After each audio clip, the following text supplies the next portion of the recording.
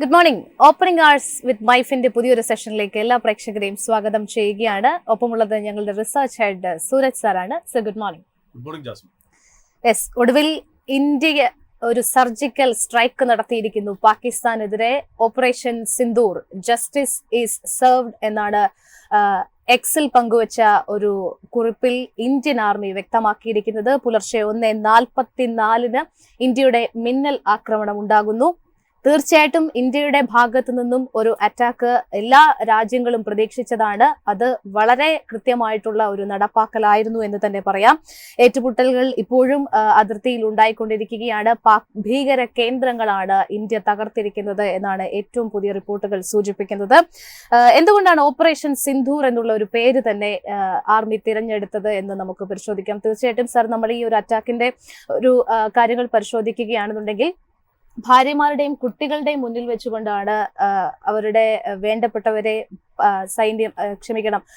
ഭീകരർ വധിക്കുന്നത്. അതുകൊണ്ട് തന്നെയാണ് അതിൽ പ്രത്യേകിച്ച് ഒരാളുടെ കാര്യം എടുത്തു പറയുകയാണെന്നുണ്ടെങ്കിൽ ജസ്റ്റ് ഒരു ദിവസം മുൻപ് മാത്രം വിവാഹം കഴിഞ്ഞ ഒരു ദമ്പതികളായിരുന്നു.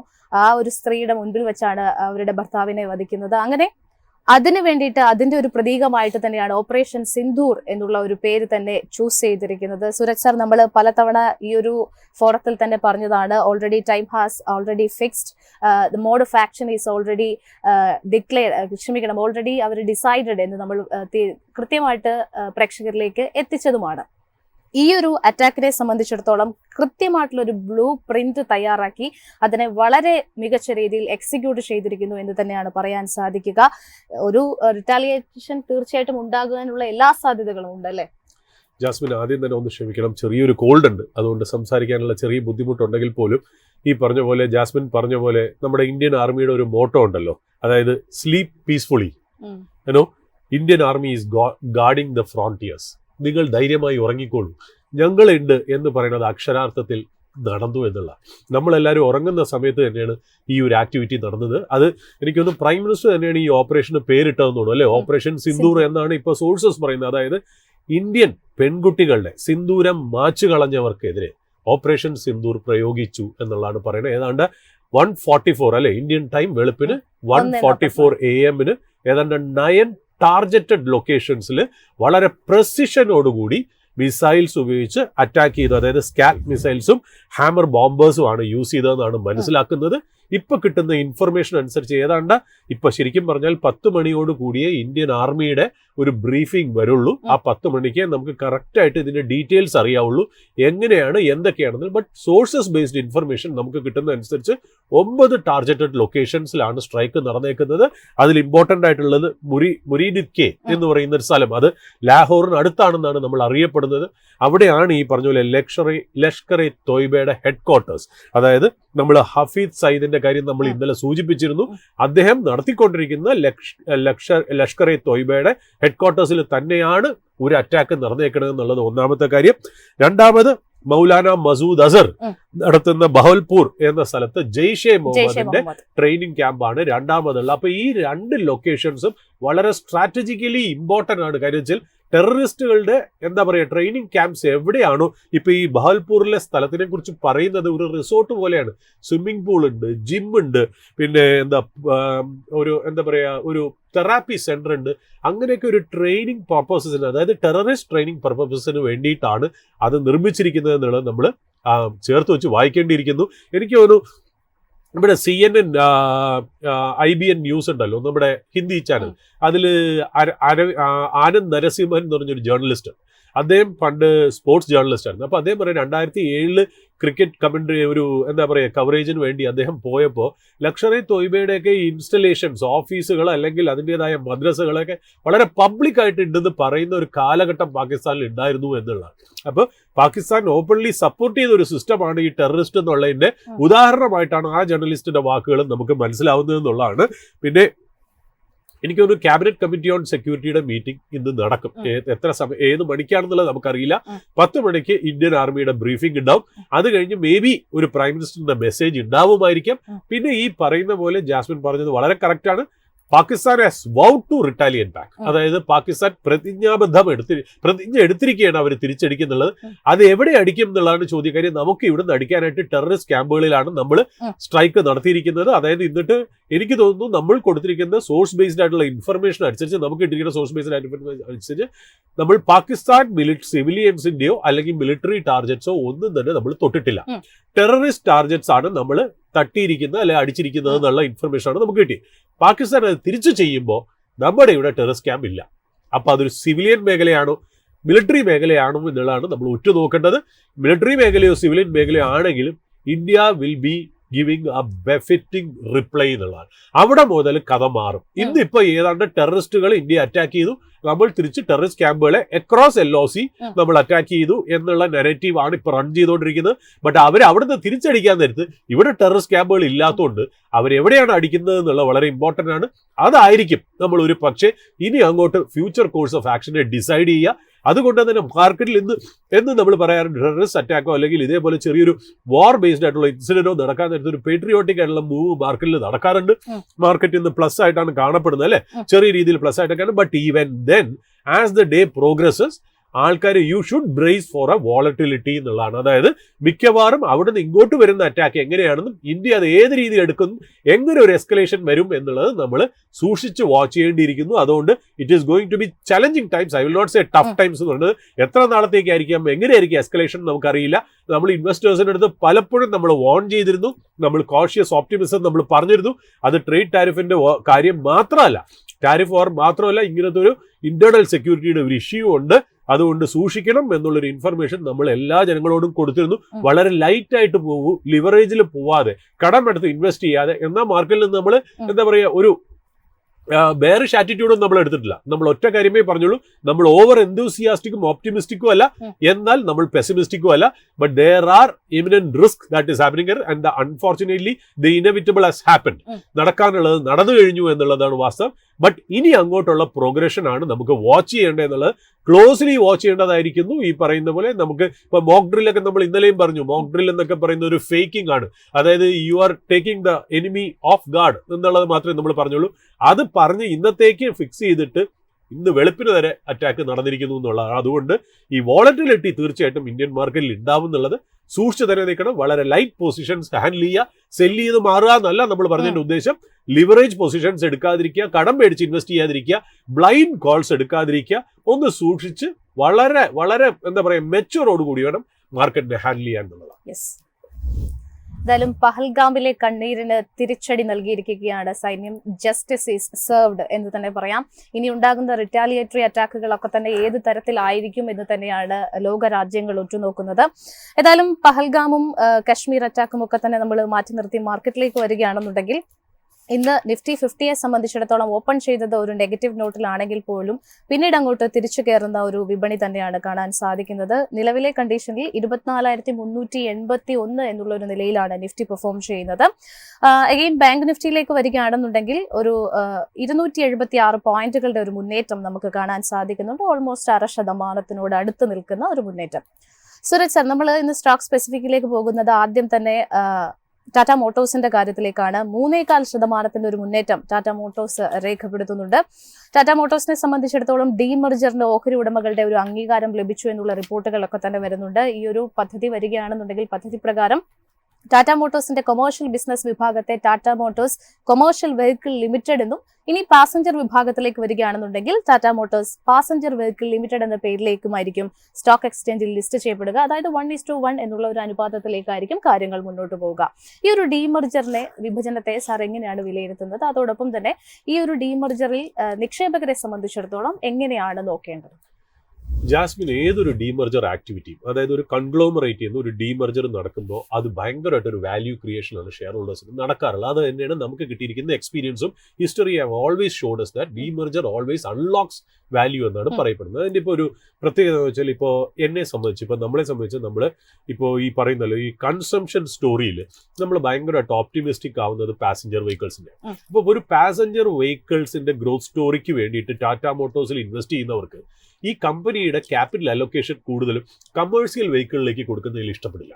ഓക്കെ. അതായത് ഈ ഏറ്റവും ഇമ്പോർട്ടന്റ് ആയിട്ട് ഈ ഡീമർജിന് വരുന്ന സംഭവം എന്ന് വെച്ചാൽ ഈ രണ്ട് സെപ്പറേറ്റ് ഐഡന്റിറ്റി ആയിട്ട് സ്ട്രാറ്റജിക് ബിസിനസ് യൂണിറ്റ് ആയിട്ട് മാറുമ്പോൾ രണ്ട് രീതിയിലുള്ള മാനേജ്മെന്റും രണ്ട് രീതിയിലുള്ള സ്ട്രാറ്റജി ആയിരിക്കും. അതായത് പാസഞ്ചർ സെഗ്മെന്റ്, അത് മാത്രമല്ല ഈ കമേഴ്സ്യൽ വെഹിക്കിൾസിന്റെ സൈക്കിൾസ് ഉണ്ടല്ലോ, പാസഞ്ചർ വെഹിക്കിൾസിന്റെ സൈക്കിൾസും ഡിഫറെന്റ് ആണ്. ഇപ്പൊ കമേഴ്സ്യൽ വെഹിക്കിൾസിന്റെ സൈക്കിൾസ് കൂടുതൽ ഡിപ്പെൻഡ് ചെയ്യുന്നത് കൺസ്ട്രക്ഷൻ ആക്ടിവിറ്റി അല്ലെങ്കിൽ എന്തൊക്കെയാണ് ഈ ഡയറക്റ്റ് ആയിട്ട് ഒരു എക്കണോമിക്കൽ ഇമ്പാക്റ്റിനെ നമുക്ക് അഫക്ട് ചെയ്യുന്ന ഒരു രീതിയിലാണ് കമേഴ്സ്യൽ വെഹിക്കിൾ. എന്നാൽ പാസഞ്ചർ വെഹിക്കിൾ കുറച്ചുകൂടി സെക്യുലർ ആയിട്ടുള്ള ഗ്രോത്ത് സ്റ്റോറിയാണ്. അപ്പൊ ഇത് രണ്ടും കൂടെ മിങ്കിൾ ചെയ്ത് വരുമ്പോൾ ആ സ്റ്റോക്കിന് ആ ബുദ്ധിമുട്ട് ഉണ്ടാവാതിരിക്കാൻ വേണ്ടിയിട്ട് വാല്യൂ അൺലോക്ക് ചെയ്യാൻ വേണ്ടിയിട്ടും ആ ഡീമർജർ നടക്കുന്നത് വളരെ നല്ല കാര്യം. രണ്ട് മാത്രമല്ല, രണ്ടും സെപ്പറേറ്റ് മാനേജ്മെന്റ് ആകുമ്പോൾ ഇൻഡിവിജ്വൽ ആയിട്ടുള്ള ക്യാപിറ്റൽ അലോക്കേഷൻ, അതായത് എന്താണ് ഒരു ബിസിനസ്സിന് കറക്റ്റ് ആയിട്ട് വേണ്ട ഫണ്ട് ഇൻഫ്യൂഷൻ, ഏതൊക്കെ സമയത്താണ് ഒരു ക്യാപിറ്റൽ വേണ്ടത് എന്നൊക്കെ ഉള്ളത് ആ ഇൻഡിവിജ്വൽ മാനേജ്മെന്റ്സിന് തീർച്ചയായിട്ടും അതൊരു ഡിസിഷൻ എടുത്ത് മുന്നോട്ട് പോവാം എന്നുള്ളതാണ് അതിനകത്തുള്ള ഇമ്പോർട്ടന്റ് ആയിട്ടുള്ള ഒരു കാര്യം.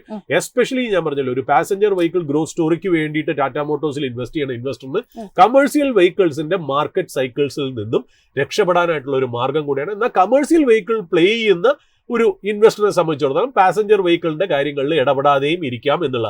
അപ്പൊ അതിന്റെ ഡിസ്റ്റിങ്റ്റീവ് ആയിട്ടുള്ള ആ ബോർഡിൽ ഡിവിഷൻ വരുമ്പോൾ വോട്ടിങ്ങിന്റെ കാര്യങ്ങളിലും മറ്റുള്ള കാര്യങ്ങളിലും ഒക്കെ ഒരു സെക്യുലാരിറ്റി അതിനകത്ത് വരും എന്നുള്ളതാണ്. കാര്യം വെച്ചാൽ നമ്മളെ സംബന്ധിച്ച് ഇപ്പോൾ നാളെ ഒരു ചോദ്യം വരുന്നല്ലോ, അതായത് CV സെഗ്മെന്റിനെക്കാട്ടിലും ഏറ്റവും കൂടുതൽ ഗ്രോ ചെയ്യുന്നത് ഈ പറഞ്ഞ പോലെ പാസഞ്ചർ വെഹിക്കിൾ ആണ്. എന്നിട്ട് നമ്മൾ എന്തിനാണ് ഈ ക്യാപിറ്റൽ അലോക്കേഷൻ, അതായത് കമ്പനി റേസ് ചെയ്യുന്ന ഫണ്ട്സ് അല്ലെങ്കിൽ കമ്പനിയുടെ ഇന്റേണൽ ആക്രൂവൽസ് എന്നുള്ള ഫണ്ട്സ് നമ്മൾ എന്തിനാണ് കൂടുതലും കമേഴ്സ്യൽ വെഹിക്കിൾ ഡിവിഷൻ ഇടുന്നത് എന്നൊക്കെയുള്ള ചോദ്യം മാനേജ്മെന്റ് അവോയ്ഡ് ചെയ്യാന്നുള്ളതാണ്.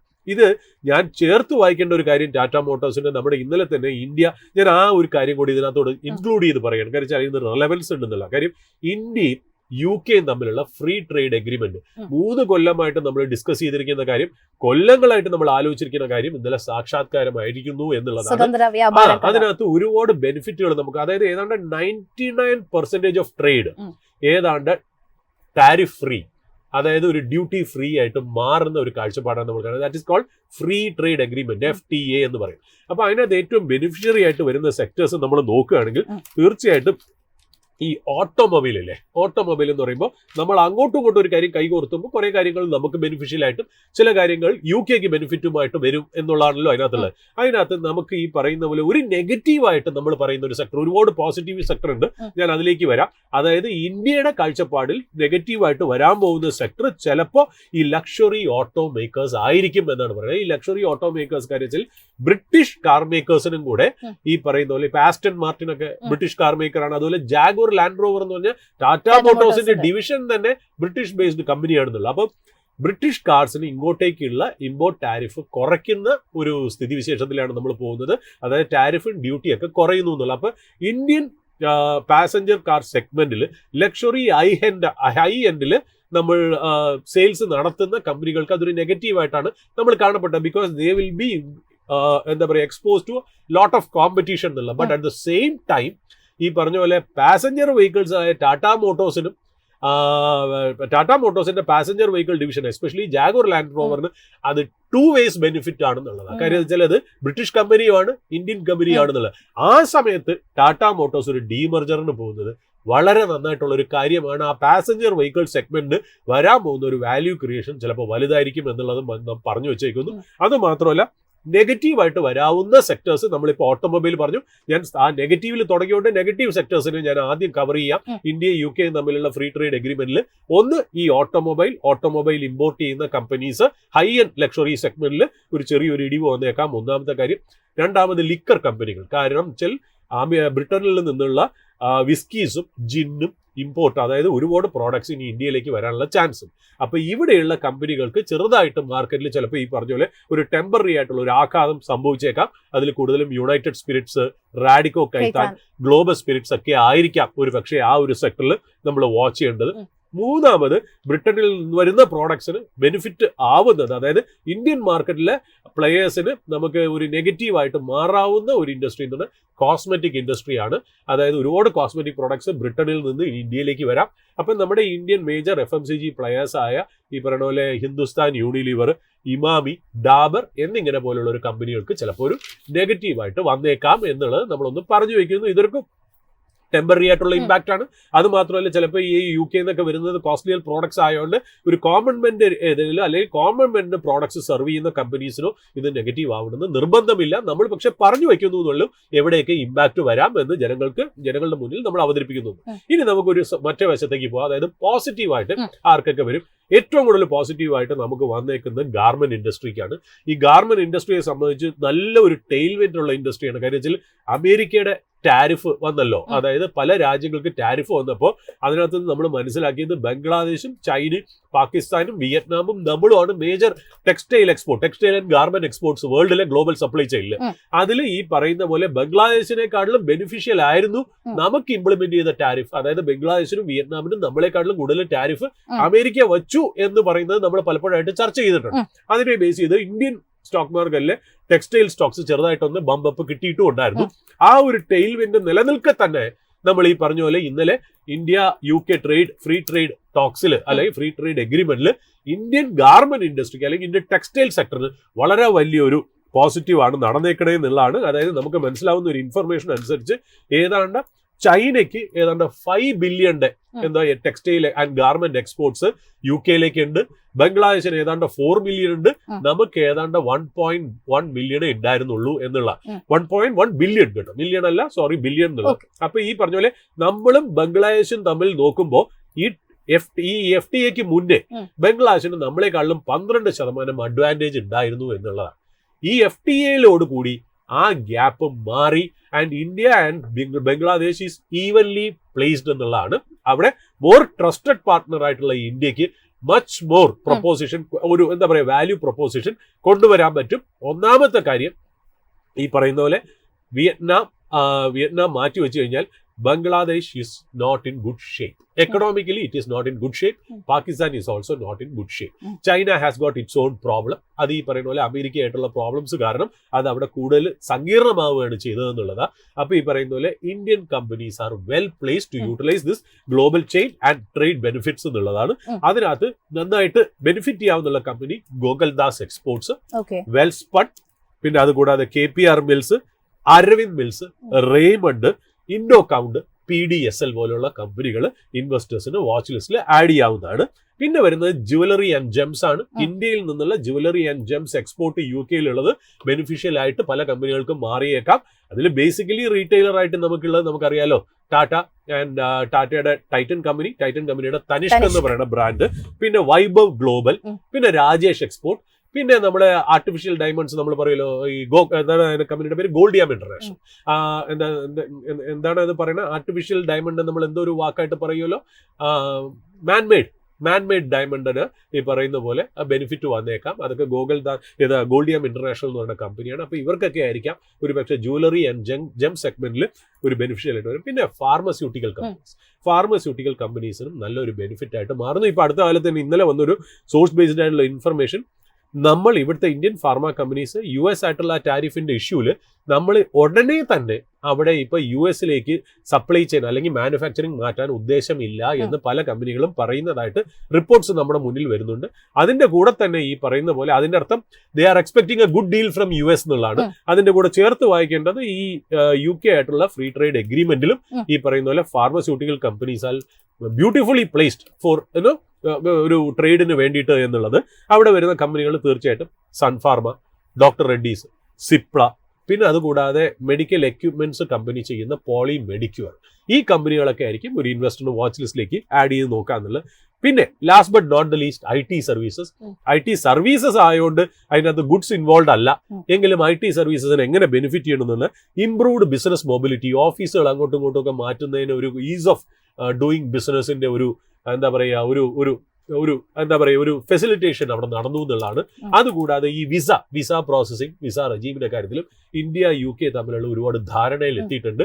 അപ്പൊ ഇത് IT കമ്പനീസിന് വളരെ ബെനിഫിഷ്യൽ ആയിട്ട് മാറും എന്നുള്ളതാണ് വേറൊരു സെക്ടർ. പിന്നെ ഓഫ് കോഴ്സ് പറഞ്ഞു വെക്കേണ്ടിയിരിക്കുന്നു ഈ പറയുന്ന പോലെ ഫുഡ് പ്രോസസ്സിംഗ് ഇൻഡസ്ട്രി. കാര്യം India largest basmati rice producer ഒക്കെ ആണ്. ഈ പറയുന്ന പോലെ ഇന്ത്യയിൽ UK-ൽ ഒരുപാട് ഇന്ത്യൻ കമ്മ്യൂണിറ്റി ഉണ്ട്. ഈ പറഞ്ഞ പോലെ സിഖ് കമ്മ്യൂണിറ്റിയും ഗുജറാത്തി കമ്മ്യൂണിറ്റിയും മലയാളി കമ്മ്യൂണിറ്റിയും ഒക്കെ ഉണ്ട്. അപ്പൊ ഈ പറയുന്ന പോലെ നമ്മുടെ ഇവിടുന്ന് ഫുഡ് എക്സ്പോർട്ടേഴ്സ് ആയിട്ടുള്ള KRBL അല്ലെങ്കിൽ LT ഫുഡ്സ്, പിന്നെ ഈ Kohinoor അക്വാകൾച്ചർ കോഹിനൂർ ഫുഡ്സ്, പിന്നെ അതുപോലെ അക്വാകൾച്ചർ ആയിട്ടുള്ള അതായത് ഷ്രിംപ് എക്സ്പോർട്ട് ഒക്കെ ചെയ്യുന്ന അവന്തി ഫീഡ്സ്, ആപെക്സ് ഫ്രോസൺ ഫുഡ്, ഇങ്ങനെയുള്ള കമ്പനികളും എനിക്ക് തോന്നുന്നു നമുക്ക് ഇൻവെസ്റ്റേഴ്സിൽ വാച്ച് ലിസ്റ്റ് വയ്ക്കാം. ഇതൊക്കെ ഒരു ന്യൂസ് ബേസ്ഡ് ആയിട്ടുള്ള ഇൻഫർമേഷൻ ആണ്. ഇതൊക്കെ ലോങ് ടേം ഇമ്പാക്ട് എനിക്ക് തോന്നുന്നു ഈ ടെക്സ്റ്റൈൽ ഇൻഡസ്ട്രിയിൽ. ഞാൻ ഇന്നലെ ഗോകുൽദാസ് എക്സ്പോർട്സിന്റെ മാനേജ്മെന്റ്, സീനിയർ മാനേജ്മെന്റിന്റെ ഒരു ഇന്റർവ്യൂ കേൾക്കാൻ ഒരു സാധ്യത ഉണ്ടായി. അതിൽ അവർ പറയുന്നത് വെച്ചാൽ മിക്കവാറും വളരെ വലിയൊരു ബെനിഫിറ്റ് ആണ്, നമ്മൾ വിചാരിക്കാത്തതിനേക്കാളും വലിയൊരു ബെനിഫിറ്റ് ആണ് UK-ലെയും US-ലെയും ഈ പറയുന്ന ട്രേഡ് എഗ്രിമെന്റിലേക്ക് നമ്മൾ വരുമ്പോൾ. UK ആയിട്ടുള്ള ട്രേഡ് എഗ്രിമെന്റ് നമ്മൾ സൈൻ ചെയ്തു, US ആയിട്ടുള്ള ട്രേഡ് എഗ്രിമെന്റ് വരുന്നു. അത് ഭയങ്കരമായിട്ട് ടെക്സ്റ്റൈൽ ഇൻഡസ്ട്രിക്ക് ഭയങ്കര ഒരു ടെയിൽ വിൻഡ് ആണ് ക്രിയേറ്റ് ചെയ്യണമെന്നുള്ള. അപ്പോൾ ഇനിയുള്ള ഇൻവെസ്റ്ററിന്റെ ജേർണി, നമ്മുടെ ജേർണിയിൽ നമ്മൾ ഇത്രയും നാളും പറഞ്ഞുകൊണ്ടിരുന്ന മെയിൻ ലൈൻ സ്റ്റോക്കുകളിൽ നമ്മൾ എന്നും പറഞ്ഞിരുന്നത് bank stock, automobile stock, cement stocks, consumption stock ഒക്കെ പറയുന്നതിന്റെ കൂടെ ഇനി നമ്മൾ ഇത്രയും നാൾ അധികം ടച്ച് ചെയ്യാത്ത, ഇപ്പൊ ഫാർമ, ബാങ്കിങ് ഒക്കെ നമ്മൾ എന്ന് സംസാരിക്കുന്നതാണ് അല്ലെ, ഓട്ടോമൊബൈൽ സ്റ്റോക്സ്, ഇപ്പൊ അടുത്ത കാലത്ത് വരുന്ന ഇലക്ട്രോണിക് മാനുഫാക്ചറിങ്, പിന്നെ അതിന് സൊമാറ്റോ പോലെയുള്ള ന്യൂ ഏജ് കമ്പനീസ് ഒക്കെ സംസാരിക്കുന്നു. പക്ഷേ നമ്മൾ വളരെ ലീസ്റ്റ് ആയിട്ട് കമന്റ് ചെയ്തിരുന്ന ഒരു സെക്ടറാണ് ടെക്സ്റ്റൈൽ എന്ന് പറയുന്നത്. നമ്മൾ ഇനി നമ്മുടെ റിസർച്ച് ഡെസ്കും ഒരുപാട് ടെക്സ്റ്റൈൽ ഇൻഡസ്ട്രിക്ക് കോൺസെൻട്രേറ്റ് ചെയ്യേണ്ടിയിരിക്കുന്നു. ഓരോ കമ്പനിയുടെ ഫിനാൻഷ്യൽസ് പഠിക്കേണ്ടിയിരിക്കുന്നു, മാനേജ്മെന്റ് അനാലിസിസും ഡിസ്കഷൻസും നമ്മൾ കാണേണ്ടിയിരിക്കുന്നു എന്നുള്ള ഇത് നമ്മൾ ഓരോന്നായിട്ട് വരും ദിവസങ്ങളിൽ നമ്മൾ അനലൈസ് ചെയ്ത് എവിടെയൊക്കെയാണ് ബെനിഫിറ്റ് ചെയ്യുന്നത് നമ്മൾ നമ്മുടെ പ്രേക്ഷകരെ, ഇൻവെസ്റ്ററെയും ടൈംലി ആയിട്ട് നമ്മൾ അറിയിക്കുന്നതാണ്. But it is a good sector to watch and there will be a lot of wealth creation happening in that industry. അതുകൂടാതെ ഈ ഗോകുൽദാസ് എക്സ്പോർട്സ് എന്ന കമ്പനി വാച്ച് ലിസ്റ്റിൽ വയ്ക്കുക. അവരുടെ എക്സ്പാൻഷൻ പ്ലാൻസ് ഒക്കെ വളരെ ക്ലിയർ ആയിട്ട് അവർ പറഞ്ഞിട്ടുണ്ട്. നിങ്ങൾക്ക് സ്ക്രീനർ വഴിയോ അല്ലെങ്കിൽ മണി കൺട്രോളിലോ ചെന്ന് കഴിഞ്ഞാൽ, കമ്പനിയുടെ വെബ്സൈറ്റിൽ തന്നെ ചെന്ന് കഴിഞ്ഞാൽ അവരുടെ കമ്പനിയുടെ ഇൻവെസ്റ്റർ പ്രസന്റേഷൻ കാണും. ആ ഇൻവെസ്റ്റർ പ്രസന്റേഷനിൽ അവരുടെ ഫിനാൻഷ്യൽസ് മാത്രമല്ല, അവരുടെ കപ്പാസിറ്റി എക്സ്പാൻഡ് ചെയ്ത കാര്യങ്ങൾ, business objective, vision, mission, philosophy എല്ലാം അതിനകത്ത് മെൻഷൻ ചെയ്തിരിക്കും. ഇന്ന് സ്റ്റോക്ക് 7% അപ്പാണ്. 7% അപ്പാണ്. ഇപ്പൊ ഈ ഗോകുൽദാസ് എക്സ്പോർട്സ് ഇത് റെക്കമെൻഡേഷനോ അഡ്വൈസോ ആയിട്ട് കണക്കാക്കരുത്. ഒരു സ്റ്റോക്ക്, ഒരു business to keep an eye on. അതായത് നിങ്ങൾക്ക് അത് വാച്ച് ചെയ്യാം, എങ്ങനെയാണ് ബിസിനസ് ഡൈനാമിക്സ് മാറി വരുന്നത് എന്നുള്ളത്. അത് ഗാർമെന്റ്സ്, റെഡിമെയ്ഡ് ഗാർമെന്റ്സ് മാത്രമല്ല കേട്ടോ, ഈ പറഞ്ഞ പോലെ ഗാർമെന്റ് മാനുഫാക്ചറിങ് അല്ലെങ്കിൽ made to order, custom and tailor fits ഉണ്ടാക്കുന്ന കമ്പനികളെയും കൂടെ നമ്മൾ വാച്ച് ചെയ്യാനാണ്. ഗോകുൽദാസ് എക്സ്പോർട്സ് ആൻഡ് PDS എന്ന് പറയുന്ന കമ്പനി, PDS എന്ന് പറയുന്ന കമ്പനിയും നിങ്ങൾക്ക് വാച്ച് ലിസ്റ്റിൽ ഉൾപ്പെടുത്താവുന്നതാണ്. ഇത് കൂടുതൽ പഠിക്കുക. ഇവിടെ ചിലപ്പോൾ ഒരു വലിയൊരു വെൽത്ത് ക്രിയേഷൻ ഓപ്പർച്യൂണിറ്റി ചിലപ്പോൾ വന്നേക്കാം എന്നുള്ളത് ഒന്ന് പറഞ്ഞു വെക്കും. യെസ്, എന്തായാലും നമുക്ക് മാർക്കറ്റിന്റെ അപ്ഡേറ്റ്സ് ഇപ്പോൾ നോക്കുകയാണെന്നുണ്ടെങ്കിൽ രാവിലത്തെ ഒരു മൂവ്മെന്റ് 24,233 ഓപ്പൺ ചെയ്ത നിഫ്റ്റിയെ സംബന്ധിച്ചിടത്തോളം 24,359 ഇപ്പോൾ പെർഫോം ചെയ്യുന്നത്. ഒരു ഫ്ലാറ്റ് ടു നെഗറ്റീവ് ടോണിലേക്ക് മാർക്കറ്റ് മാറുകയാണ്. റിസർച്ച് ഡെസ്കിൽ നിന്ന് നിഖിലുണ്ട് മറ്റ് പ്രധാനപ്പെട്ട അപ്ഡേറ്റ്സ് നൽകാനായിട്ട്. Good morning Nikhil. Good morning Jasmine. എന്തൊക്കെയാണ് ആദ്യ മിനിറ്റിലെ പ്രധാനപ്പെട്ട അപ്ഡേറ്റ്സ്? ജാസ്മിൻ, ഇപ്പോഴും നിഫ്റ്റി പരിശോധിക്കുകയാണെങ്കിൽ ഒരു മാർജിനലായ ഒരു ഇടിവ്, അതായത് ഏകദേശം ഒരു 25 പോയിന്റുകളോട് ചേർന്ന് നിൽക്കുന്ന ഒരു ഇടിവോട് കൂടി 24,355 എന്ന് പറയുന്ന ഒരു നിരക്കിലാണ് നിഫ്റ്റി 50യിൽ ട്രേഡിംഗ് പുരോഗമിച്ചുകൊണ്ടിരിക്കുന്നത്. സൂചിക പരിശോധിക്കുകയാണെങ്കിൽ 20 കമ്പനികൾ അഡ്വാൻസ് ആയി ട്രേഡ് ചെയ്യുമ്പോൾ 30 കമ്പനികൾ ഡിക്ലൈനായും നിഫ്റ്റി 50യിൽ നിന്ന് ട്രേഡ് ചെയ്തുകൊണ്ടിരിക്കുന്നു. നിഫ്റ്റി ബാങ്കിലേക്ക് കടക്കുകയാണെങ്കിൽ ഇപ്പോൾ ഏകദേശം 0.5% ചേർന്ന് നിൽക്കുന്ന ഒരു നേട്ടമാണ് നിഫ്റ്റി ബാങ്കിംഗ് സൂചിക കാഴ്ചവെക്കുന്നത്. നിലവിൽ 54,500 എന്ന് പറയുന്ന ഒരു നിരക്കിലാണ് നിഫ്റ്റി ബാങ്കിങ്ങിൽ ട്രേഡിംഗ് പുരോഗമിച്ചുകൊണ്ടിരിക്കുന്നത്. സൂചികയിൽ നിന്ന് ഒരു കമ്പനി മാത്രം നിലവിൽ അഡ്വാൻസ് ആയി ട്രേഡ് ചെയ്തുകൊണ്ടിരിക്കുമ്പോൾ 11 കമ്പനികളുടെ ഒരു ഡിക്ലൈനാണ് ഈ നിമിഷം ഇപ്പോൾ കാണാൻ വേണ്ടി സാധിക്കുന്നത്. എങ്കിൽ കൂടി നിഫ്റ്റി 50യിൽ ഒരു ടോപ്പ് ഗെയിനേഴ്സ് നിലവിൽ പരിശോധിക്കുകയാണെങ്കിൽ മഹീന്ദ്ര ആൻഡ് മഹീന്ദ്രയുടെ ഓഹരികളിൽ മികച്ച ഒരു പെർഫോമൻസ്, 0.5% മുകളിലുള്ള ഒരു നേട്ടമാണ് മഹീന്ദ്ര ആൻഡ് മഹീന്ദ്ര ഓഹരികൾ പ്രകടമാക്കുന്നത്. ഭാരത് പെട്രോളിയത്തിലേക്ക് കടക്കുകയാണെങ്കിൽ 0.5% മുകളിലുള്ള ഒരു നേട്ടം.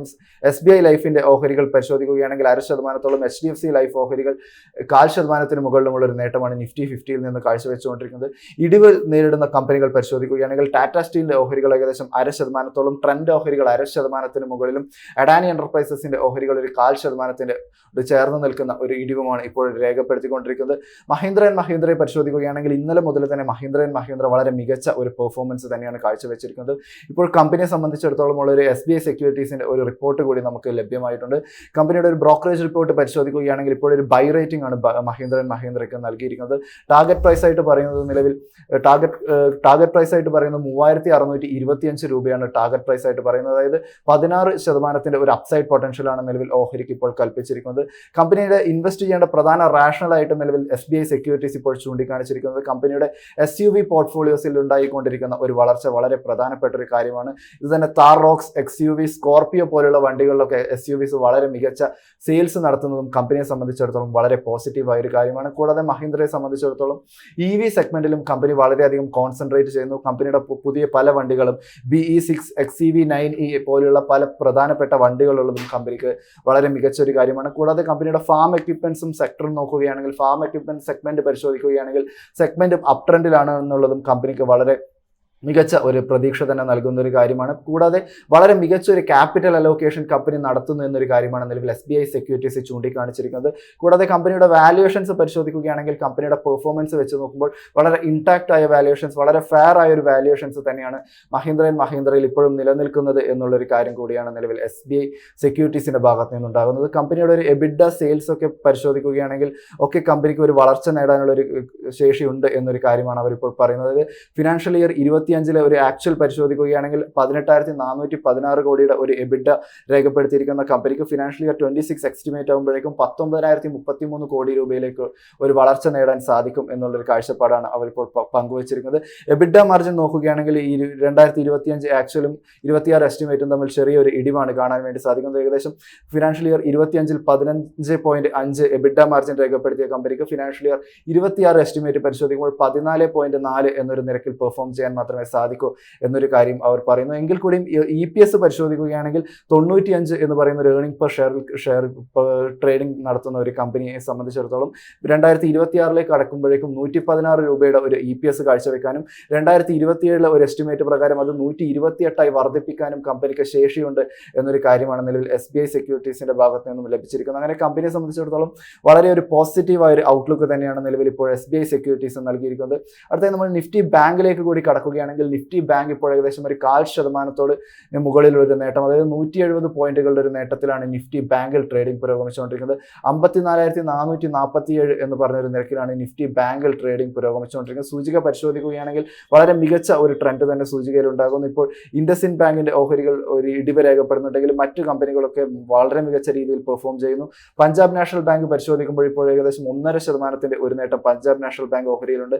കാനറ ബാങ്ക് പരിശോധിക്കുമ്പോൾ 0.25% മുകളിലും, IDFC First Bank 0.5%, Federal Bank ഓഹരികൾ, AU സ്മോൾ ഫിനാൻസ് ബാങ്ക് ഓഹരികൾ എന്നിവ ഏകദേശം 0.5%-നും 0.25%-നും ഇടയിലുള്ള ഒരു പെർഫോമൻസ് തന്നെയാണ് ഇപ്പോൾ നിഫ്റ്റി ബാങ്കിൽ നിന്ന് കാഴ്ചവെച്ചുകൊണ്ടിരിക്കുന്നത്. അതായത് ഇന്നലെ നിഫ്റ്റി ബാങ്കിനെ സംബന്ധിച്ചിടത്തോളം ഒരു മികച്ച ട്രേഡിംഗ് കാഴ്ചവെക്കാൻ സാധിച്ചില്ലെങ്കിൽ കൂടി ഇന്ന് വളരെ റിസൈലിയന്റ് ആയ ഒരു പെർഫോമൻസ്, ഇന്നലത്തെ ഒരു ഇടിവിന് മികച്ച രീതിയിൽ റിക്കവർ ചെയ്യുന്ന ഒരു നിഫ്റ്റി ബാങ്കിനെയാണ് നിലവിൽ കാണാൻ വേണ്ടി സാധിക്കുന്നത്. അടുത്ത സെക്ടേഴ്സിലേക്ക് കടക്കുകയാണെങ്കിൽ നിലവിൽ Nifty auto, Nifty energy sectors എന്നിവ ഇപ്പോൾ ഒരു നേട്ടത്തിലാണ് ട്രേഡ് ചെയ്തുകൊണ്ടിരിക്കുന്നത്. നിഫ്റ്റി ഓട്ടോ പരിശോധിക്കുകയാണെങ്കിൽ 0.5% മുകളിലുള്ള നേട്ടത്തോടുകൂടി 22,860 എന്ന് പറഞ്ഞൊരു നിരക്കിലാണ് നിഫ്റ്റി ഓട്ടോയിൽ ട്രേഡിംഗ് പുരോഗമിച്ചുകൊണ്ടിരിക്കുന്നത്. വളരെ മികച്ച ഒരു മൂവ്മെന്റ് തന്നെയാണ് നിഫ്റ്റി ഓട്ടോ സൂചികയിൽ കാണാൻ വേണ്ടി സാധിക്കുന്നത്. 0.5% മുകളിലുള്ള ഒരു നേട്ടമാണ് നിഫ്റ്റി ഓട്ടോ സൂചിക പ്രകടമാക്കുന്നത്. സൂചികയിൽ ഒരു ടോപ്പ് ഗെയിനറായിട്ട് നിൽക്കുന്ന നിലവിൽ ടാറ്റ മോട്ടോഴ്സിന്റെ ഓഹരികൾ തന്നെയാണ്. ഏകദേശം 3.25% ഒരു നേട്ടമാണ് ടാറ്റ മോട്ടോഴ്സിന്റെ ഓഹരിയിൽ കാണാൻ സാധിക്കുന്നത്. ഭാരത് ഫോർജിലേക്ക് കടക്കുകയാണെങ്കിൽ 1.25% മുകളിലുള്ള നേട്ടം ഭാരത് ഫോർജ് ഓഹരികളും പ്രകടമാക്കുന്നു. സംവേദന മദേഴ്സ് ആൻഡ് ഇന്റർനാഷണൽ ഓഹരികൾ 1% നേട്ടം രേഖപ്പെടുത്തുമ്പോൾ TVS മോട്ടോർ കമ്പനിയുടെ ഓഹരികൾ ഏകദേശം 0.5% ഒരു നേട്ടവും രേഖപ്പെടുത്തുന്ന ഒരു കാഴ്ചയാണുള്ളത്. ഇടിവിലുള്ള ഓഹരികൾ പരിശോധിക്കുകയാണെങ്കിൽ MRF മാരുതി സുസുക്കി ഓഹരികൾ ഏകദേശം ഒരു 0.5% ഒരു ഇടിവ് നിലവിൽ രേഖപ്പെടുത്തിക്കൊണ്ടിരിക്കുന്നു. മറ്റ് സെക്ടേഴ്സ് പരിശോധിക്കുകയാണെങ്കിൽ നിഫ്റ്റി എനർജി വളരെ ഫ്ലാറ്റായി തുടരുന്ന ഒരു കാഴ്ചയാണ് കാണാൻ സാധിക്കുന്നത്. നിഫ്റ്റി FMCGയിലേക്ക് കടക്കുകയാണെങ്കിൽ ഏകദേശം 0.5% മുകളിലുള്ള ഒരു ഇടിവ് രേഖപ്പെടുന്നു. നിഫ്റ്റി ഇൻഫ്രാസ്ട്രക്ചർ പരിശോധിക്കുകയാണെങ്കിൽ 0.5% മുകളിലും, നിഫ്റ്റി IT ഏകദേശം 0.5% ചേർന്ന് നിൽക്കുന്ന ഒരു ഇടിവും പ്രകടമാക്കുമ്പോൾ നിഫ്റ്റി മീഡിയയിലെ ഇടിവ് ഇപ്പോൾ 1.25% മുകളിലേക്ക് പോയ ഒരു വാർത്തയാണ് പങ്കുവെക്കാനായിട്ടുള്ളത്. നിഫ്റ്റി ഓട്ടോയ്ക്ക് ശേഷം മികച്ച ഒരു മൂവ്മെന്റ് കാണാൻ വേണ്ടി സാധിക്കുന്ന നിലവിൽ നിഫ്റ്റി PSU ബാങ്ക് സൂചികയിലാണ്. ഇന്നലെ നിഫ്റ്റി ബാങ്കിനെ കൊണ്ട് പറഞ്ഞതുപോലെ തന്നെ നിഫ്റ്റി PSU ബാങ്കും ഒരു ഇടിവ് തന്നെയാണ് രേഖപ്പെടുത്തിയത്. നിഫ്റ്റി PSU ബാങ്ക് പരിശോധിക്കുകയാണെങ്കിൽ നിലവിൽ 0.5% മുകളിലുള്ള നേട്ടത്തോടു കൂടി 6,252 എന്ന് പറയുന്ന ഒരു നിരക്കിലാണ് നിഫ്റ്റി PSU ബാങ്കിങ്ങിൽ ഇപ്പോൾ ട്രേഡിംഗ് പുരോഗമിച്ചുകൊണ്ടിരിക്കുന്നത്. ഇതിൽ തന്നെ ഒരു ടോപ്പ് ഗെയിനറായിട്ട് നിലവിൽ നിൽക്കുന്നത് യൂണിയൻ ബാങ്കിന്റെ ഓഹരികളാണ്. 1.25% മുകളിലുള്ള ഒരു നേട്ടം യൂണിയൻ ബാങ്ക് ഓഹരി കാഴ്ചവെക്കുന്നു. സ്റ്റേറ്റ് ബാങ്ക് ഓഫ് ഇന്ത്യയിൽ 0.5%, ബാങ്ക് ഓഫ് ഇന്ത്യ മാർജിനലായ ഒരു നേട്ടവുമാണ് ഇപ്പോൾ രേഖപ്പെടുന്നത്. ഇടിവിൽ തുടരുന്ന ഓഹരികൾ പരിശോധിക്കുകയാണെങ്കിൽ യൂക്കോ ബാങ്ക് ഇപ്പോൾ ഒരു 2.5% മുകളിലൊരു ഇടിവ് പ്രകടിപ്പിക്കുന്നു. ബാങ്ക് ഓഫ് മഹാരാഷ്ട്ര പരിശോധിക്കുകയാണെങ്കിൽ ഏകദേശം 0.5%, ഇന്ത്യൻ ബാങ്ക് പരിശോധിക്കുകയാണെങ്കിൽ 1% ഒരു ഇടിവുമാണ് നിഫ്റ്റി PSU ബാങ്കിങ്ങിൽ നിന്ന് രേഖപ്പെടുന്നത്. ഇപ്പോൾ ഏറ്റവും കൂടുതൽ സഫർ ചെയ്യുന്ന അല്ലെങ്കിൽ സ്ട്രഗിൾ ചെയ്യുന്ന ഒരു സൂചിക എന്ന് പറഞ്ഞിട്ടുണ്ടെങ്കിൽ നിഫ്റ്റി മീഡിയ ആണ്. ഏകദേശം 1.25% മുകളിലുള്ള ഒരു ഇടിവ് നിഫ്റ്റി മീഡിയ പ്രകടമാക്കുന്നു. 1488 എന്ന് പറഞ്ഞൊരു നിരക്കിലാണ് നിഫ്റ്റി മീഡിയയിൽ ട്രേഡിംഗ് പുരോഗമിക്കുന്നത്. നിഫ്റ്റി മീഡിയയിലെ ഒരു ടോപ്പ് ഗെയിനർ പരിശോധിക്കുകയാണെങ്കിൽ നിലവിൽ നസാറ ടെക്നോളജീസിന്റെ ഓഹരികൾ 2% ഒരു നേട്ടം പ്രകടമാക്കുന്നത് മാറ്റി നിർത്തിയിട്ടുണ്ടെങ്കിൽ മറ്റ് കമ്പനികളൊക്കെ വലിയ തോതിലേക്കുള്ള ഒരു ഇടിവ് രേഖപ്പെടുന്നു.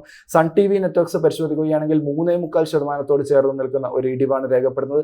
Dish T V 2.5%, PVR Inox ഓഹരികൾ 2.25% ഉള്ള ഒരു ഇടിവും, ഡെൻ നെറ്റ്വർക്ക്സ് പരിശോധിക്കുമ്പോൾ 2% ഉള്ള ഒരു ഇടിവ്, നെറ്റ്വർക്ക് 18 ഓഹരികൾ ഏകദേശം 1% ഇടിഞ്ഞ ഒരു കാഴ്ചയുമാണ് നിലവിൽ കാണാൻ വേണ്ടി സാധിക്കുന്നത്.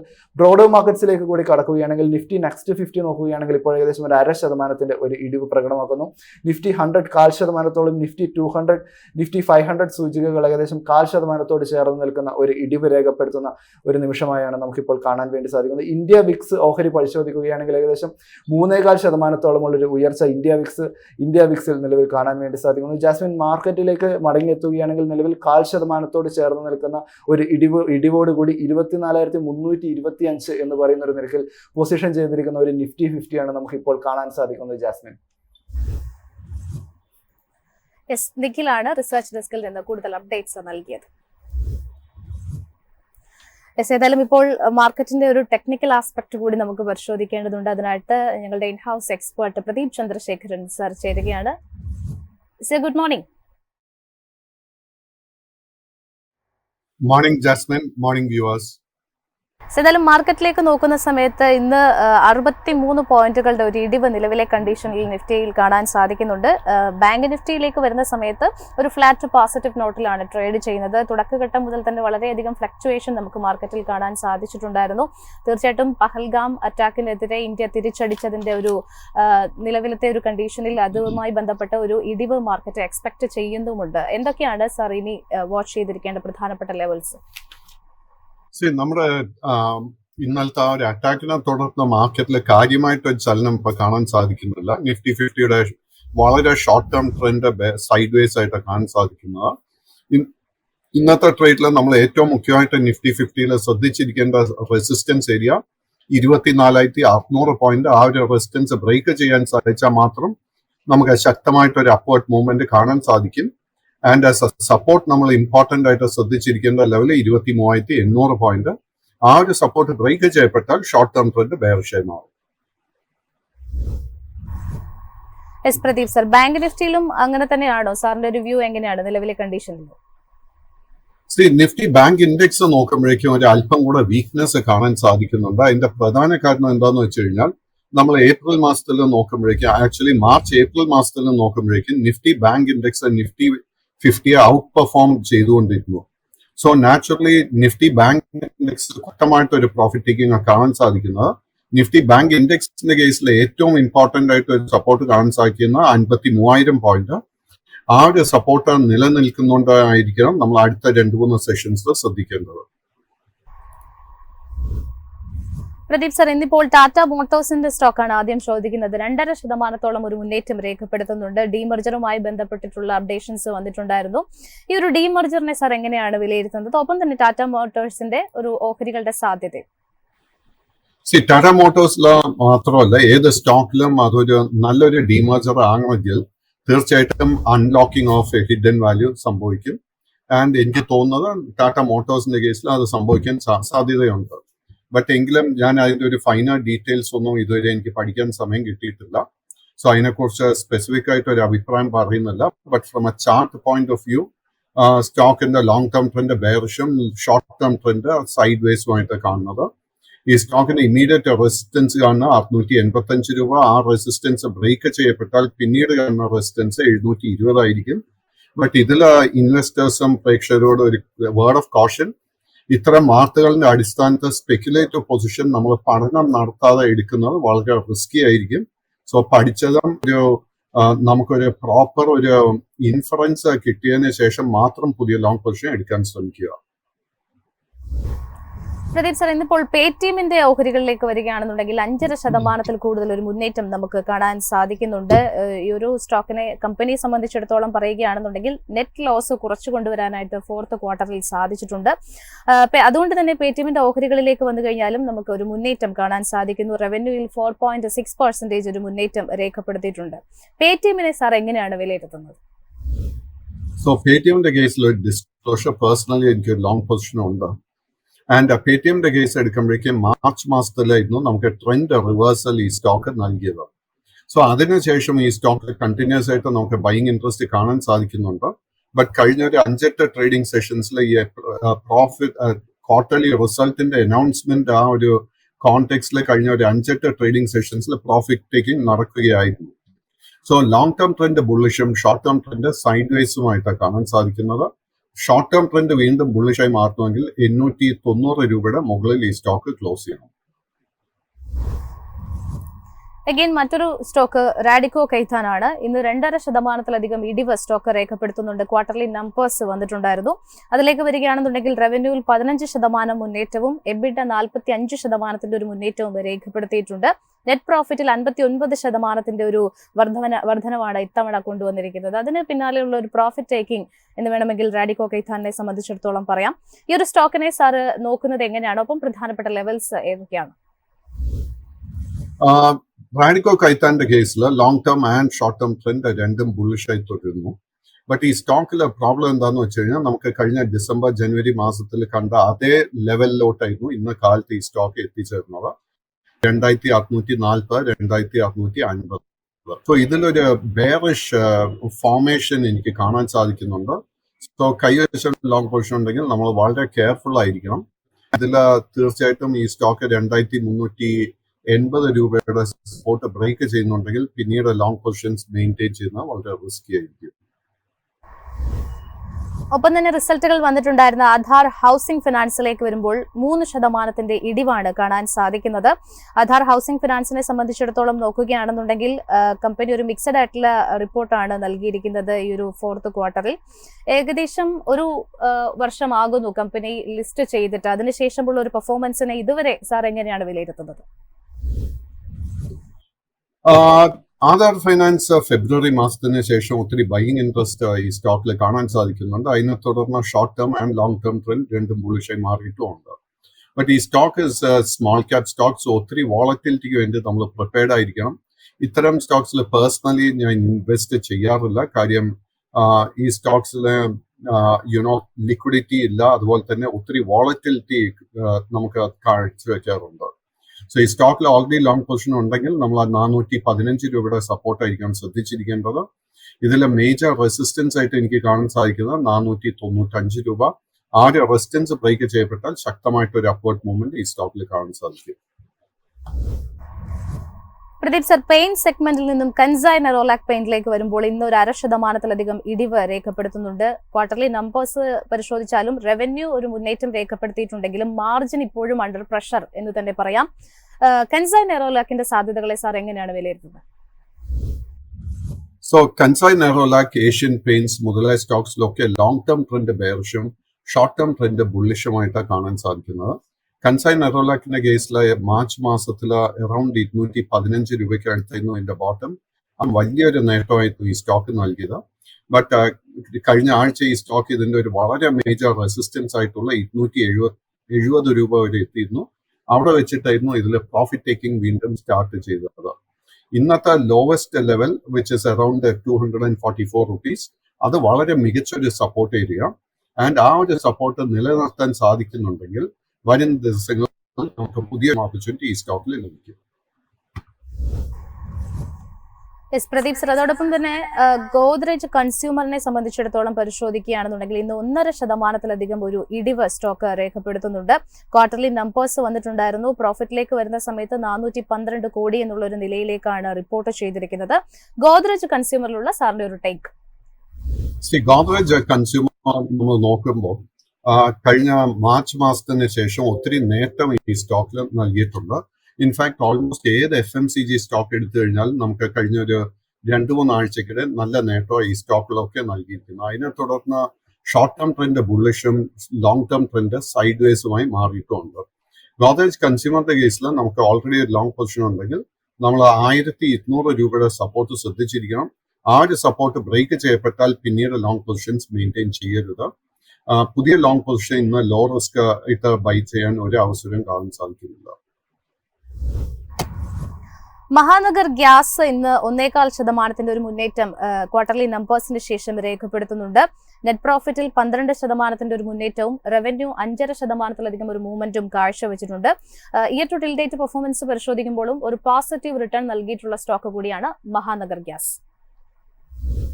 So Mahanagar Gas വീണ്ടും it's a small cap stock and ഈ സ്റ്റോക്കിന്റെ ഷോർട്ട് ടേം ട്രെൻഡ് ബുള്ളിഷായി മാറിയിട്ടുണ്ട്. ബട്ട് കാര്യമായിട്ട് ഈ സ്റ്റോക്കിൽ എനിക്കൊരു ലിക്വിഡിറ്റി കാണാൻ സാധിക്കുന്നില്ല. സോ കൈവശം ഓൾറെഡി ലോങ് പൊസിഷൻ ഉണ്ടെങ്കിൽ നമ്മൾ 1310 രൂപയുടെ സപ്പോർട്ട് ശ്രദ്ധിച്ചിരിക്കണം.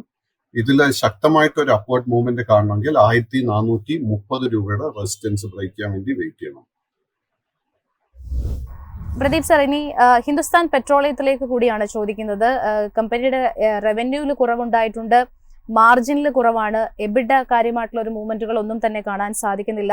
ഹിന്ദുസ്ഥാൻ പെട്രോളിയത്തിന്റെ ഓഹരികളിലേക്ക് വരുമ്പോഴും ഒരു ഫ്ലാറ്റ് ടു നെഗറ്റീവ് ഇപ്പോൾ ഒരു ഫ്ലാറ്റ് ടു പോസിറ്റീവ് നോട്ടിലേക്ക് മാറുന്നുണ്ട് stock. So Hindustan petroleum, Bharat petroleum, Indian oil corporation, ഈ സ്റ്റോക്കിലൊക്കെ നമുക്ക് മാർച്ച് മാസത്തിന് ശേഷം ഒത്തിരി ബൈയിങ് ഇൻട്രസ്റ്റ് കാണാൻ സാധിക്കുന്നുണ്ട്.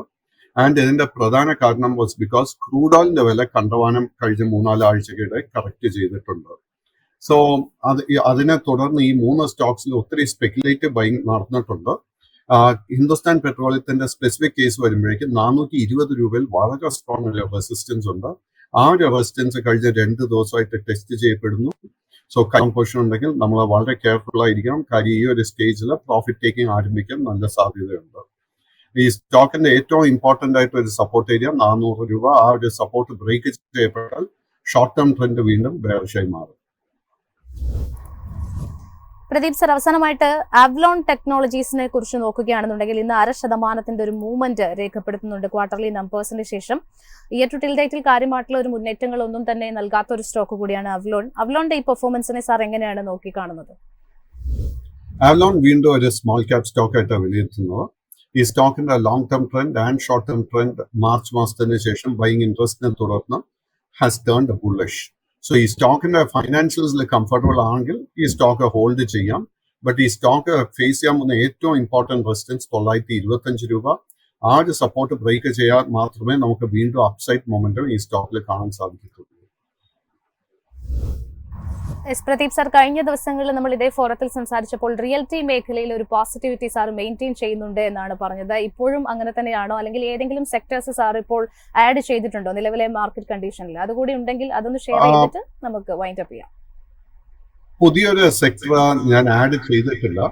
റിയാലിറ്റി സെക്ടറിൽ നമ്മൾ ഏറ്റവും ഇമ്പോർട്ടന്റ് ആയിട്ട് ശ്രദ്ധിച്ചിരിക്കേണ്ട ഒരു റെസിസ്റ്റൻസ് ലെവൽ 910 പോയിന്റ്. ആ ഒരു റെസിസ്റ്റൻസ് ബ്രേക്ക് ചെയ്യപ്പെട്ടാൽ ഷോർട്ട് ടേമിൽ നമുക്ക് അപ്സൈഡ് മൊമെന്റം കാണാൻ സാധിക്കും. അതിനുശേഷമുള്ള മേജർ റെസിസ്റ്റൻസ് കാണുന്നത് 965 പോയിന്റിലാണ്. സോ ഇന്നത്തെ ട്രേഡിൽ എനിക്ക് റിയാലിറ്റി മേഖലയിലോ മറ്റ് സ്റ്റോക്കിലോ ഒന്നും പുതിയ ലോ റിസ്ക് ആയിട്ട് ഒരു ബൈയിങ് അവസരം കാണാൻ സാധിക്കുന്നില്ല. അതിന്റെ ഒരു പ്രധാന റീസൺ ഓഫ്കോഴ്സ് വുഡ് ബി മാർക്കറ്റിൽ നമ്മളിപ്പോൾ കണ്ടുകൊണ്ടിരിക്കുന്ന ഒരു ഇന്ത്യയുടെ തിരിച്ചടിയൊക്കെ തുടർന്ന് ഒരു അല്പം നെർവസ്നെസ് മാർക്കറ്റിൽ കാണുന്നുണ്ട്. സോ ഇതൊക്കെ ഒന്ന് സെറ്റിൽ ഡൗൺ ചെയ്യട്ടെ, മാർക്കറ്റ് സപ്പോർട്ട് കിട്ടട്ടെ, അതിന് ശേഷം മാത്രം പുതിയ ലോങ് പൊസിഷൻസ് കൺസിഡർ ചെയ്യാം. Right, thank you sir. Thank you Jasmine. Sooraj sir, ഏതായാലും നമ്മൾ പ്രധാനപ്പെട്ട കാര്യങ്ങളൊക്കെ തന്നെ ഓൾമോസ്റ്റ് കവർ ചെയ്തു വരികയാണ്. അതിനപ്പുറത്തേക്ക് കഴിഞ്ഞ ദിവസങ്ങളിലൊക്കെ തന്നെ വന്നിട്ടുണ്ടായിരുന്ന ഒരു ന്യൂസിലേക്ക് കൂടി ഞാൻ പ്രേക്ഷകരുടെ ശ്രദ്ധ ക്ഷണിക്കുകയാണ്. അതായത് നോവോ നോർഡിക്സിന്റെ ഏറ്റവും വലിയ ഇൻസുലിൻ ബ്രാൻഡ് ആയിട്ടുള്ള ഹ്യൂമൻ മിക്സ്റ്റാർഡ്, പല നമ്മുടെയൊക്കെ വീടുകളിലും അല്ലെങ്കിൽ പരിചയത്തിലുള്ള ആളുകളൊക്കെ ഉപയോഗിക്കുന്ന ഒരു മെഡിസിൻ തന്നെയാണ്, ഇൻസുലിൻ ആണ്. അതോടൊപ്പം തന്നെ ഈ ഒരു നോവോ നോർഡിക്സിന്റെ ഇൻസുലിന്റെ വിതരണം നിർത്താൻ ഒരുങ്ങുന്നു എന്നുള്ള ഒരു വാർത്തകളാണ് ഏറ്റവും പുതിയതായിട്ട് വന്നുകൊണ്ടിരിക്കുന്നത്. 2025 ഇന്റർനാഷണൽ ഡയബറ്റിക് ഫെഡറേഷൻ നടത്തിയ ഒരു പഠനത്തിന്റെ കണക്കനുസരിച്ച് പരിശോധിച്ചാൽ ഇന്ത്യയിൽ 212 മില്യൺ ആളുകൾ പ്രമേഹ രോഗികളായിട്ട് തുടരുന്നു എന്നുള്ളതാണ് പറയുന്നത്. അതിൽ ഓരോ ദിവസവും അതിന്റെ എണ്ണത്തിലുണ്ടാകുന്ന വർധന നമ്മളെ തീർച്ചയായിട്ടും ആശങ്കപ്പെടുത്തുന്നതുമാണ്. ഈ വിഷയവുമായി ബന്ധപ്പെട്ട് ഇന്ത്യയിൽ ഇൻസുലിൻ ലഭ്യത ഉറപ്പാക്കാനായിട്ട് അടിയന്തര നടപടികൾ സ്വീകരിക്കണമെന്നാവശ്യപ്പെട്ട് പ്രമേഹ രോഗികൾക്കായുള്ള അഭിഭാഷക ഗ്രൂപ്പുകൾ ലോകാരോഗ്യ സംഘടനയെ സമീപിച്ചിട്ടുണ്ട്, അതിൽ ഒരു കത്ത് നൽകിയിട്ടുണ്ട് എന്നാണ് മനസ്സിലാക്കാൻ സാധിക്കുന്നത്. ശരിക്കും നോവോ നോർഡിക്സിന്റെ ഈ ഒരു അവരുടെ ഒരു മൂവ്മെന്റ് നടക്കുകയാണെന്നുണ്ടെങ്കിൽ ഒരു വലിയ പ്രതിസന്ധി ആയിരിക്കില്ല ഈ മേഖലയിൽ സംഭവിക്കുന്നത്.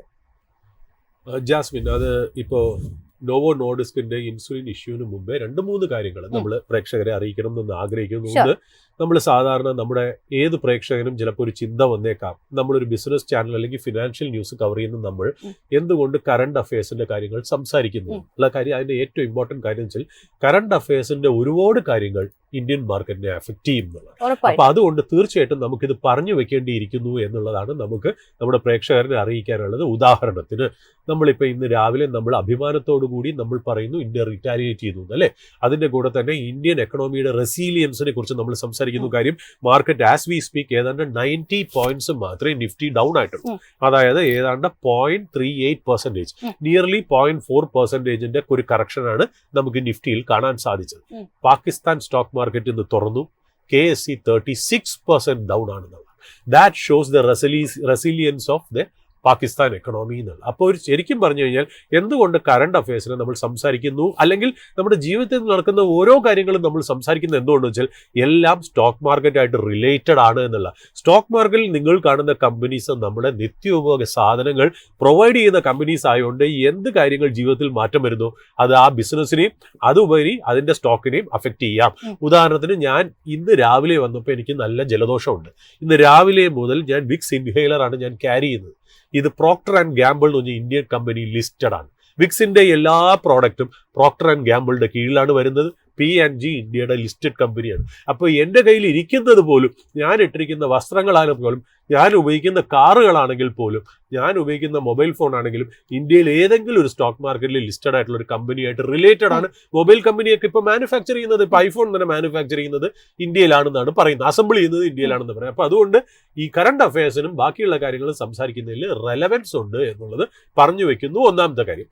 രണ്ടാമത്തെ കാര്യം എനിക്കൊന്ന് ജസ്റ്റ് പ്രേക്ഷകരെ അറിയിക്കാനുള്ള കാര്യം, ഇന്ന് എനിക്ക് തോന്നുന്നു BSE സ്റ്റോക്ക് 10% അപ്പാണെന്നാണ് ഞാൻ മനസ്സിലാക്കുന്നത്. BSE ഏതാണ്ട് നല്ല റിസൾട്ട് കൊണ്ടുവന്നു. ഈ ക്വാർട്ടറിലേക്ക് നിയർ ടു 500 crores, അതായത് 494 കോടിയുടെ നെറ്റ് പ്രോഫിറ്റ് ആണ്. 364% ഇയർ ഓൺ ഇയർ ഗ്രോത്ത് ആണ്. അതായത് 494 കോടിയുടെ ഒരു പ്രോഫിറ്റ് ആണ് വന്നേക്കുന്നത്. ഞാൻ എന്തുകൊണ്ട് BSE മെൻഷൻ ചെയ്യണമെന്ന് വെച്ചാൽ വേറെ ഒന്നുമല്ല, NSEയുടെ ലിസ്റ്റഡ് അല്ലല്ലോ, BSE മാത്രമേ ലിസ്റ്റഡ് കമ്പനി ഉള്ളൂ. NSEയുടെ ഈ ക്വാർട്ടറിലെ പ്രോഫിറ്റ് എത്രയെന്ന് അറിയോ? അതായത് BSE 494 crore ചേൺ ചെയ്യുമ്പോൾ NSEയുടെ 2650 കോടിയാണ്. അതായത് 5 times പ്രോഫിറ്റ് ഓഫ് BSE എന്നുള്ളത് ജനങ്ങളെ അറിയിക്കാൻ വേണ്ടിയിട്ടാണ് ഞാൻ ആ ഒരു ഇൻഫർമേഷൻ പറഞ്ഞതെന്നുള്ളത്. പിന്നെ ജാസ്മിൻ ചോദിച്ച ആ ഒരു ഇൻസുലിൻ ഇഷ്യൂവിൽ വരുന്നതിന് മുമ്പ് ഒരു കാര്യം കൂടെ പ്രേക്ഷകരുടെ ശ്രദ്ധയിലേക്ക് തീർച്ചയായിട്ടും നമ്മൾ പ്രേക്ഷകരോട് പറഞ്ഞിരുന്നു. അതായത് ഇന്ത്യൻ എയർക്രാഫ്റ്റുകൾ ഈ പാകിസ്ഥാനിലും മുകളിൽ കൂടെ ഫ്ലൈ ഓവർ ചെയ്താണ് കൂടുതലും യൂറോപ്യൻ മേഖലകളിലേക്ക് പോയിരുന്നത് എന്നുള്ള. അപ്പോൾ അടുത്ത കാലത്ത് ഈ ഇൻസർജൻസിയും ഇഷ്യൂസ് ഒക്കെ കാരണം ഈ പറയുന്ന പോലെ പാകിസ്ഥാൻ എയർ സ്പേസ് നമ്മുടെ എയർലൈൻസിന് വേണ്ടി ക്ലോസ് ചെയ്തത് കാരണം നമ്മുടെ ഇന്ത്യൻ എയർലൈൻസുകൾക്ക് റീറൂട്ട് ചെയ്ത് വേറൊരു റൂട്ട് വഴി വേണം നമുക്കിപ്പോൾ യൂറോപ്പിലേക്ക് പോകാൻ. അപ്പൊ വരുന്ന 2-3 ബുദ്ധിമുട്ടുകൾ എയർലൈൻസിനുണ്ട്. ഒന്ന് എന്ന് പറയുന്നത് ടിക്കറ്റ് റേറ്റ് ചിലപ്പോൾ കൂട്ടേണ്ടി വരും. കാര്യം എന്ന് വെച്ചാൽ കൂടുതൽ സമയമെടുക്കും. എനിക്ക് ഒരു 1.5 മണിക്കൂറെങ്കിലും കൂടുതൽ ചിലപ്പോൾ എടുത്തേക്കാം ഈ പറയുന്ന പോലെ റീറൂട്ട് ചെയ്ത് പോകുമ്പോൾ. അത് ഒന്നാമത്തെ കാര്യം. രണ്ടാമത്തെ കാര്യം, ചിലപ്പോൾ ഈ ഡിസ്റ്റൻസ് കൂടുതൽ കാരണം വേറെ ഏതെങ്കിലും കൺട്രിയിൽ ഒരു ലേ ഓവർ എക്സ്ട്രാ ആയിട്ട് ഒന്ന് ലാൻഡ് ചെയ്ത് ലേ ഓവർ ചെയ്യേണ്ടി വരും. അതും ഒരു എയർലൈനിന്റെ എക്സ്പെൻസ് കൂട്ടാം. മൂന്നാമത്, കൂടുതൽ ഫ്യൂവൽ അവർ ക്യാരി ചെയ്യണം. കാര്യം കൂടുതൽ ടൈം ട്രാവൽ ചെയ്യണം എന്നുള്ളതുകൊണ്ട് കൂടുതൽ ഫ്യൂവൽ അവർ കരുതി വയ്ക്കണം. അപ്പൊ ഈ 3-4 കാരണത്താൽ ഒരു എയർലൈനിന് തീർച്ചയായിട്ടും അവരുടെ കോസ്റ്റ് ഓഫ് ഓപ്പറേഷൻസ് കൂടും. അത് കാരണം ചിലപ്പോൾ ടിക്കറ്റ് റേറ്റും ഇൻക്രീസ് ചെയ്യും എന്നുള്ളതാണ്. അപ്പൊ ഏതാണ്ട് ഇന്നലെ airlines ministry of civil aviation കൊടുത്ത കണക്കനുസരിച്ച്, നമുക്ക് സോഴ്സിൽ നിന്ന് കിട്ടുന്ന ഇൻഫർമേഷൻ അനുസരിച്ച് ഏതാണ്ട് 7000 കോടിയുടെ ഇമ്പാക്റ്റ് ആണ് ഇങ്ങനത്തെ സ്ഥിതി കണ്ടിന്യൂ ചെയ്യണമെങ്കിൽ ഇന്ത്യൻ എയർലൈൻസിന് അല്ല ഇന്ത്യൻ എയർലൈൻ കമ്പനി ഓപ്പറേറ്റിംഗ് കമ്പനികൾക്ക് ഒരു കൊല്ലം വരുന്ന നഷ്ടം. 7000 കോടിയിൽ ഏതാണ്ട് 5000 കോടിയും എയർ ഇന്ത്യക്ക് തന്നെ ആയിരിക്കും. കാര്യം എയർ ഇന്ത്യയുടെ 60% ഫ്ലൈറ്റും ഈ പറയുന്ന പോലെ ഇന്റർനാഷണൽ സർവീസസ് നടത്തുന്നതാണ്. ഈ പറയുന്ന പോലെ ഇൻഡിഗോക്ക് 1300 കോടിയുടെ ഹിറ്റും ആയിരിക്കും സംഭവിക്കുന്നത്. ബാക്കി വരുന്നതായിരിക്കും മറ്റുള്ള എയർലൈൻസിന്റെ എന്താ പറയുക ഒരു ഹിറ്റിന്റെ കോൺട്രിബ്യൂഷൻ എന്നുള്ള. അപ്പൊ നമ്മൾ വീണ്ടും പറയുന്നു ജനങ്ങളോട്, ഇത് സാധാരണ നടക്കുന്ന ഒരു കാര്യം, എങ്ങനെയാണ് സ്റ്റോക്കിനെ ഇമ്പാക്ട് ചെയ്യുന്നു എന്നുകൂടെ നമ്മൾ മനസ്സിലാക്കണം. കാര്യം ഇൻഡിഗോ ഒരു ലിസ്റ്റഡ് എയർലൈൻ ആണ് എന്നുള്ളത്. അപ്പൊ ഈ വക കാര്യങ്ങളൊന്ന് ഒരു മുഖവരയായിട്ട് നമ്മൾ പറഞ്ഞു വെക്കുന്നതേ ഉള്ളൂ. ഇനി last but not the least, Jasmine ചോദിച്ച ചോദ്യം ഇൻസുലിന്റെ, അതായത് ഇന്ത്യയിലെ ഏതാണ്ട് 3 ടോപ്പ് MNCs ആണ് ഇന്ത്യയിൽ ഇൻസുലിൻ പ്രൊവൈഡ് ചെയ്യുന്നത്. അത് ആദ്യം ഡച്ച് ബേസ്ഡ് കമ്പനി, അതായത് ഡാനിഷ് ബേസ്ഡ് കമ്പനി, എനിക്ക് ഡെൻമാർക്ക് ബേസ്ഡ് കമ്പനി ആണെന്ന് തോന്നുന്നു ഈ നോവോ നോർഡിസ്ക് എന്ന് പറഞ്ഞത്. ഈ നോവോ നോർഡിസ്ക് അവര് ഇൻസുലിൻ ഇന്ത്യയിൽ അവര് കൊണ്ടുവന്നിരിക്കുന്ന ഇൻസുലിൻ അവർ പതുക്കെ പിൻവലിക്കുന്നു എന്നുള്ളതാണ്. ലോകത്തിൽ നിന്ന് തന്നെ അവർ പല സ്ഥലത്തു നിന്ന് ഇൻസുലിൻ പിൻവലിച്ച് പുതിയ കോസ്റ്റ്ലി ആയിട്ടുള്ള പുതിയ ഇന്നോവേറ്റീവ് ആയിട്ടുള്ള പ്രോഡക്റ്റ് അവർ അത് അവതരിപ്പിക്കുന്നു. അതിന്റെ ഭാഗമായിട്ട് ഇന്ത്യയിലും അവർ പിൻവലിക്കുന്നു എന്നുള്ള ഒരു കാര്യം. രണ്ടാമത് ഏറ്റവും കൂടുതൽ മാർക്കറ്റ് ഷെയർ ഉള്ള, എനിക്ക് തോന്നുന്നു 70% മാർക്കറ്റ് ഷെയർ ഉള്ള ലാൻഡസ് എന്ന് പറയുന്ന ഒരു ഇൻസുലിൻ പ്രൊവൈഡ് ചെയ്യുന്ന സനോഫി എന്ന് പറയുന്ന അനദർ MNC കമ്പനിയാണ്. അവരും കൂടി അത് പിൻവലിക്കുന്നു എന്നുള്ളതാണ് നമ്മൾ മനസ്സിലാക്കുന്നത്. പിന്നെ മൂന്നാമത്തെ വലിയ പ്ലെയർ എന്ന് പറഞ്ഞാൽ എലി ലിലി എന്ന് പറയുന്ന കമ്പനി. അപ്പൊ ഈ 3 പേരും ഇൻസുലിൻ മേഖലയിൽ നിന്ന് പതുക്കെ താഴേക്ക് വലിക്കുന്നു എന്നുള്ള കാര്യമാണ് അതിനകത്ത്. ഏതാണ്ട് നമുക്ക് അറിയാന്നുള്ളത് പോലെ ജാസ്മിൻ നേരത്തെ പറഞ്ഞതുപോലെ തന്നെ 110 മില്യൺ ഡയബറ്റിക് പേഷ്യൻസ് ഉള്ള ഒരു രാഷ്ട്രമാണ് ഇന്ത്യ എന്ന് പറയുന്നത്. അതുകൂടാതെ തന്നെ 136 പ്രീ ഡയബറ്റിക് പേഷ്യൻസും 136 മില്യൺ ഇന്ത്യയിലുണ്ട് എന്നുള്ളതാണ്. 11 മില്യണോളം ഈ ഡയബറ്റിക് പേഷ്യൻസ് ഇൻസുലിൻ യൂസ് ചെയ്യുന്നു എന്നുള്ളൊരു കൺട്രിയാണ്. ഏതാണ്ട് 5000 crores എങ്ങാണ്ടാണ് ഈ ഇൻസുലിന്റെ ഈ പറയുന്ന പോലെ ഒരു എന്താ പറയുക ഒരു സൈസ് എന്ന് പറയുന്നത്. അത് ഈ ടോപ്പ് MNCs 3 MNCs അത് പിൻവലിക്കുന്നത് കാരണം എന്താണ് ഇമ്പാക്ട് എന്നുള്ളത് നമ്മൾ സൂക്ഷിച്ചു പോയി. ഇതൊരു വിൻഫോൾ ഗെയിൻ ഇന്ത്യൻ ലിസ്റ്റഡ് കമ്പനിക്ക് കിട്ടുന്നുണ്ട് കേട്ടോ. അതായത് നമ്മുടെ ബയോകോൺ ബയോളജിക്സ് ഈ പറഞ്ഞ പോലെ ഇൻസുലിനിലെ ഒരു പ്ലെയറാണ്. അത് മാത്രമല്ല അവരൊരു കമേഴ്സ്യൽ പാർട്ട്ണർ ഉണ്ട്, എറിസ് ലൈഫ് സയൻസ്, അത് ലിസ്റ്റഡ്. ഈ 2 കമ്പനിക്കും വിൻഫോൾ ആയിട്ട് ഗെയിൻ ഉണ്ട്. ഇവർ 3 പേരും ഇന്ത്യൻ മാർക്കറ്റിൽ നിന്ന് പിൻവലിക്കുന്ന കാരണം. ബട്ട് ഈവൻ ദെൻ ഒരു ഇന്ത്യ പോലുള്ള ഇത്രയും ഡയബറ്റിക് പേഷ്യൻസ് ഉള്ള ഒരു രാഷ്ട്രത്തിൽ നമുക്ക് വലുതായിട്ട് ഒരു ഇൻസുലിന്റെ കാര്യത്തിലോ ഈ ഡയബറ്റിക് ട്രീറ്റ്മെന്റിന്റെ കാര്യത്തിലോ മെഡിസിന്റെ കാര്യത്തിലോ വലിയ എന്താ പറയുക ഒരു അഡ്വാൻസ്മെന്റ് വന്നില്ല എന്നുള്ള കാര്യം. അത് ബെനിഫിറ്റ് കിട്ടുന്നത് ബയോകോണിനും എറിസിനും മാത്രമേ ഉള്ളൂ. ശരിക്കും പറഞ്ഞാൽ അത്രയും മാത്രം പോരാ. എത്രയോ കമ്പനിക്ക് പ്രൊവൈഡ് ചെയ്യാൻ മാർക്കറ്റ് ഷെയറിലേക്ക് കയറാനായിട്ടുള്ള ഒരു ഓപ്പർച്യൂണിറ്റി പ്രൊവൈഡ് ചെയ്യുന്ന ഒരു എന്താ പറയുക ഒരു മേഖലയാണ് ഈ പറയുന്ന പോലെ ഇൻസുലിൻ ആൻഡ് ഡയബറ്റിക് ഇൻഡസ്ട്രി എന്നുള്ളത്. അതൊരു പോരായ്മയായിട്ടാണ് നമ്മൾ കാണുന്നത്. ഇന്ത്യൻ ഗവൺമെന്റ് അതിൻ്റെതായ രീതിയിൽ ഇത് മുന്നോട്ട് വന്ന് ഈ പറയുന്ന പോലെ പല കമ്പനികളെയും എൻകറേജ് ചെയ്ത് അല്ലെങ്കിൽ പുതിയ കമ്പനികൾ വന്ന് ഇതിലേക്ക് ഒന്ന് ഇടപെട്ട് ഈ ഇൻഡസ്ട്രിയിലേക്ക് ഇടപെടണം എന്ന് നമ്മൾ ആഗ്രഹിക്കുന്നു. അത് സപ്ലൈ ചെയിൻ ഒന്ന് ക്ലിയർ ആക്കുക എന്നുള്ളത് മാത്രമല്ല അധികം ഒരു കമ്പനിക്ക് പിന്നെ മോണോപ്പൊളി വരാതിരിക്കുന്നതാണ് ഒരു ഡ്രഗിന്റെ കേസിൽ നല്ലത്. കാര്യം വെച്ചാൽ അതിന്റെ കോസ്റ്റ് എന്ന് പറയുന്നത് എന്നും ഗവൺമെന്റ് കൺട്രോൾഡ് ആയിട്ടുള്ള കാര്യമാണ് ഇൻസുലിന്റെ ഒക്കെ കാര്യം. അപ്പോൾ ഈ പറയുന്ന പോലെ നമുക്ക് അതിനകത്ത് ഒരു നല്ലൊരു ഡെവലപ്മെന്റ് വരട്ടെ എന്നുള്ളതാണ് നമുക്കൊന്ന് മനസ്സിലാക്കാനുള്ളത്. അപ്പോൾ ഈ പറയുന്ന പോലെ ഈ ഒരു കാര്യം വളരെ ഇമ്പോർട്ടൻ്റ് ആയിട്ടുള്ള ഒരു സിഗ്നിഫിക്കൻറ്റ് ഡെവലപ്മെന്റ് ആണ് ഇൻസുലിൻ എന്നുള്ള കാര്യത്തിൽ കൂടുതൽ ഡയബറ്റിക് പേഷ്യൻ്റ് ഉള്ളതാണ്. പിന്നെ നമ്മൾ ലാസ്റ്റായിട്ട് നമ്മൾ ഇൻവെസ്റ്റേഴ്സിൻ്റെ അടുത്ത് പറഞ്ഞു വയ്ക്കുന്ന ഒരു കാര്യം, വീണ്ടും നമ്മൾ മാർക്കറ്റിൽ നല്ലൊരു വോളറ്റിലിറ്റി നമുക്ക് എക്സ്പെക്ട് ചെയ്യാം.